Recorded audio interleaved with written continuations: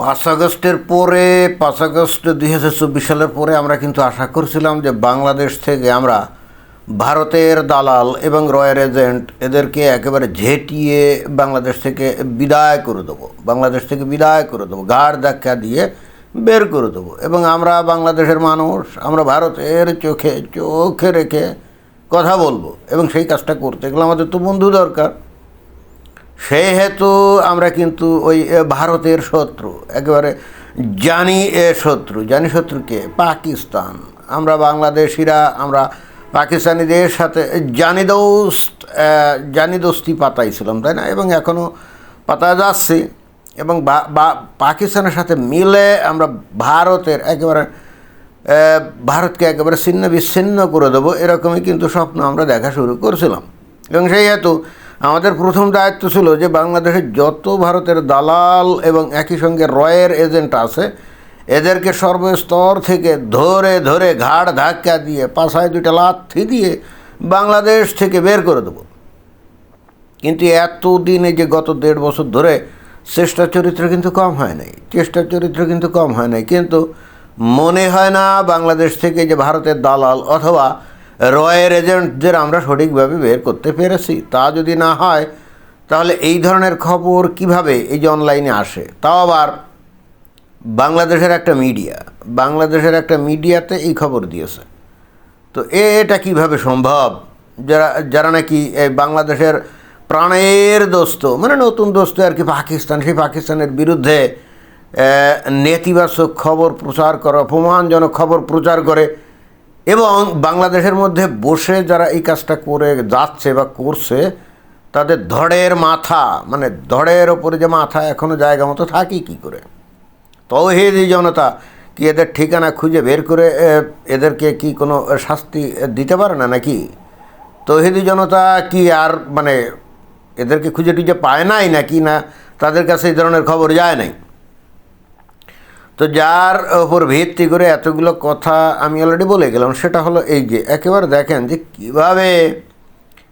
কীভাবে মাঞ্জা মেরে একেবারে থাম্বনেইল তৈরি করে খবর প্রচার করছে। বলছে কি, বিদেশে ভিক্ষা করে দেশে ফেরত তোলো পাকিস্তানিরা, অর্থাৎ পৃথিবীর বিভিন্ন দেশে ভিক্ষা টিক্ষা করার পর সেখানে ধরা খেয়েছে এবং তারপর তাদেরকে ভাষায় 2টা লাথি দিয়ে ওই ফিরতি বিমানে ফেরত পাঠিয়ে দিয়েছে। এবং এই কাজগুলো করেছে কিন্তু পাকিস্তানের দোস্ত দেশ সৌদি আরব। পাকিস্তানের একেবারে জানি দোস্ত কিন্তু সৌদি আরবে কিন্তু পাকিস্তানের সৈন্যরা সেখানে ভাড়া ঘাটে এবং কয়েকদিন আগে এই পাকিস্তানের সাথে এই সৌদি আরবের কিন্তু একটা প্রতিরক্ষা চুক্তি স্বাক্ষর হয়েছে, যেখানে বলা হয়েছে যে এদের যে কোনো একটা দেশের ওপরে আক্রমণ হলে সেটা অন্য দেশের ওপরেও আক্রমণ হিসেবে গণ্য হবে।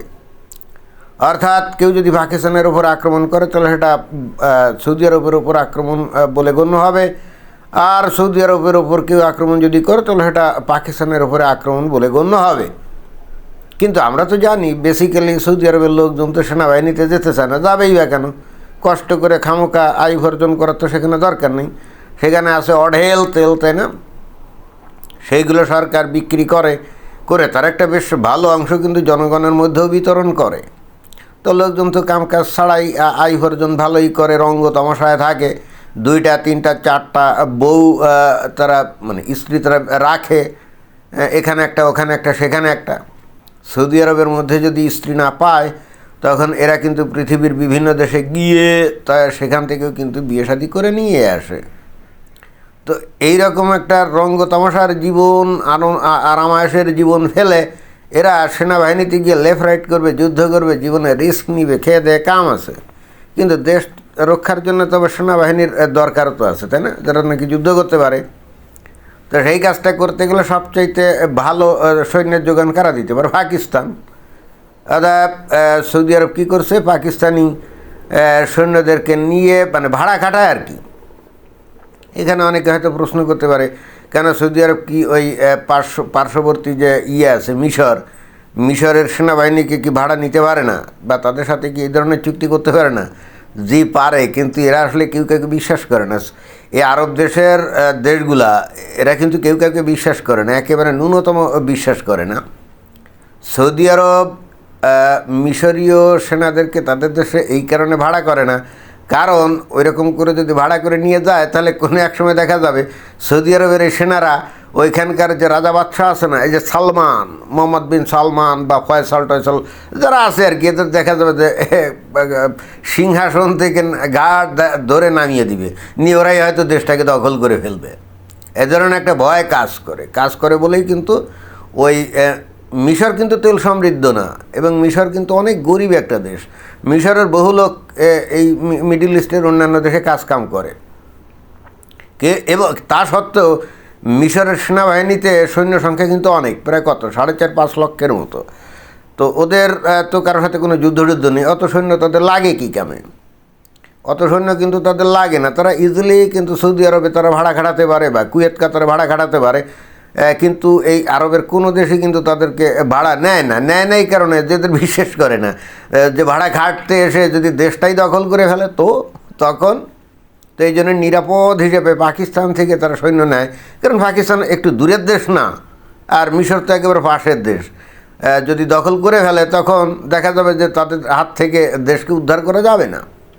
এবং এখানে আসলেই যে ঘটনা অনেকটা তাই, সেটা তো আমরা ওই যে 1990 সালে সাদ্দাম হোসেন কথা নেই বার্তা নেই হঠাৎ একদিন ভোর মানে রাতে দম করে কি কুয়েত দখল করে ফেললো, তাই না? এটা তো আমরা দেখছি, এমন না যে আমরা দেখি নাই। তো যাই হোক, সেই পাকিস্তান এখন বাংলাদেশের সবচাইতে জানি দোস্ত। যা দেখেন যে বাংলাদেশের প্রকৃত বিদেশে যে বন্ধুবান্ধব তেমন নাই, মানে বাংলাদেশের পক্ষে আন্তর্জাতিক বিশ্ব যে খুব একটা আছে তা নাই, কারণ বাংলাদেশে যে ঘটনা বলে ঘটে যাচ্ছে, বাংলাদেশ তো অলরেডি একটা সন্ত্রাসীদের দেশে পরিণত হয়েছে। বিশেষ করে যখন প্রথম আলো এবং ডেইলি স্টার পত্রিকা দুইটা ভাঙচুর করে লুটতরাজ করে আগুন জ্বালিয়ে দেওয়া হলো, এটা গোটা পৃথিবীব্যাপী কিন্তু বিশাল একটা প্রতিক্রিয়া সৃষ্টি করছে। যদিও এর আগ থেকেই বাংলাদেশে যা ঘটতেছিল সেটা বিশাল প্রতিক্রিয়া সৃষ্টি করে বাংলাদেশকে নতুন একটা সন্ত্রাসবাদী দেশ হিসেবে অলরেডি তুলে ধরছিল, তাও আবার কার নেতৃত্বে? ডক্টর মোহাম্মদ ইউনূসের নেতৃত্বে, তাই না? এবং সেখানে এই বাংলাদেশের পক্ষে একমাত্র দেশ সেটা হলো পাকিস্তান, অর্থাৎ পাকিস্তান হলো বাংলাদেশে জানি দোস্ত। এবং পাকিস্তানের সাথে মিলে বাংলাদেশে একটা কঠিন শিক্ষা দিতে চায় এই ভারতকে। ঠিক সেই মোমেন্টে বাংলাদেশের মানুষকে বোকা বানানোর জন্য, বিভ্রান্ত করার জন্য এই যে একটা খবর এখানে ছাপিয়েছে কারা? নিশ্চিতভাবেই ভারতের দালাল। তারা বলছে যে বিদেশে ভিক্ষা করে দেশে ফেরে তোলে পাকিস্তানি, ভিক্ষাবৃত্তি ও অনিয়মে বিদেশে বিপদে পাকিস্তান, ফেরে তোলে 51,000, বুঝছেন? তো এই ধরনের খবর কে দিতে পারে? ভারতের দালাল, অথবা মনে করেন যে রয়ের এজেন্ট, এরা ছাড়া তো আর কেউ দিতেই পারে না। মনে হচ্ছে যে বাংলাদেশে এই ভারতের দালাল এবং রয়ের এজেন্টদের বিরুদ্ধে একটা ডেভিল হান্ট টাইপের মনে হচ্ছে একটা অভিযান করতে হবে, এছাড়া কিন্তু বাংলাদেশের কোনো উপায় নাই। কারণ যে পাকিস্তান এখন বাংলাদেশে জানি দোষ, সেই পাকিস্তানকে ভিখারি রাষ্ট্র হিসেবে বাংলাদেশে পরিচিত করা হবে, এটা তো কোনোভাবেই মেনে নেওয়া যায় না, তাই না? যদিও অবশ্য ভারতে ওই পাকিস্তানের পত্রিকা ডন কিছুকাল আগে বলছিল যে পাকিস্তানের প্রায় 10% লোক নাকি ভিখারি। এখন এই ডনও কি পাকিস্তানের এগেনস্টে নাকি বুঝি না তো। এটা কিন্তু বিস্ময়কর ব্যাপার, তাই না? একটা দেশের জনগণের যদি মানে আমরা জানি যে দারিদ্র্যসীমার নিচে বাস করা মানে ভিখারি না, দারিদ্র্যসীমার নিচে যারা বাস করে তারাও একটা আয় উপার্জন করে, মোটামুটি খায় লয় থাকে, তারা ভিক্ষা করে না, অন্তত ভিক্ষুক না। কিন্তু পাকিস্তানের খুব নাম করা একটা পত্রিকা ডন, তারা কিন্তু প্রচার করছিল, মানে প্রকাশ করছিল একটা তথ্যমূলক প্রতিবেদন, যেখানে বলা হয়েছিল যে পাকিস্তানের লোকজনের মধ্যে নাকি 10% হলো ভিখারি, এবং তারা অধিকাংশই ভিক্ষা করতে যায় যে মিডল ইস্টার্ন কান্ট্রিগুলোতে, সৌদি আরব, কুয়েত, কাতার, আবুধাবি, দুবাই, এবং একটা পর্যায়ে সেখানে সরকার তারা ধরে ধরে ঘাট ধাক্কা দিয়ে পাছায় দুটা লাথি দিয়ে তারা পাকিস্তানে ফেরত পাঠিয়েছে, এবং পাকিস্তানকে চরম পত্র পেশ করছে যে দেখো তোমাদের দেশের ভিখারিগুলোকে সামলাও, আমাদের দেশে যেন আর না পাঠাও। এখন এই সমস্ত খবর তো অন্তত বাংলাদেশে চেপে যেতে হবে, তাই না? হ্যাঁ, ডন প্রকাশ করছে, কিন্তু বাংলাদেশের মুমিন মুসলমানদের মধ্যে তো এটা প্রচার করা যাবে না। গেলে তখন বাংলাদেশের মুমিন মুসলমানরা পাকিস্তান সম্পর্কে বিরূপ একটা ধারণা তৈরি করতে পারে না, আর তখন হয়তো বাংলাদেশ মনে করতে পারে ধুর ভিক্ষুকের সাথে আবার বন্ধুত্ব কিছু, তাই না? এবং বস্তুত এই ধরনের উদ্দেশ্য নিয়েই এই খবর প্রচার করছে। এখন কে বা কারা করছে খুঁজে বের করে এদের বিরুদ্ধে তো মনে হয় যে একটা শাস্তিমূলক কোনো পদক্ষেপ নেওয়া উচিত অতি সত্বর। কী বলেন? ধন্যবাদ।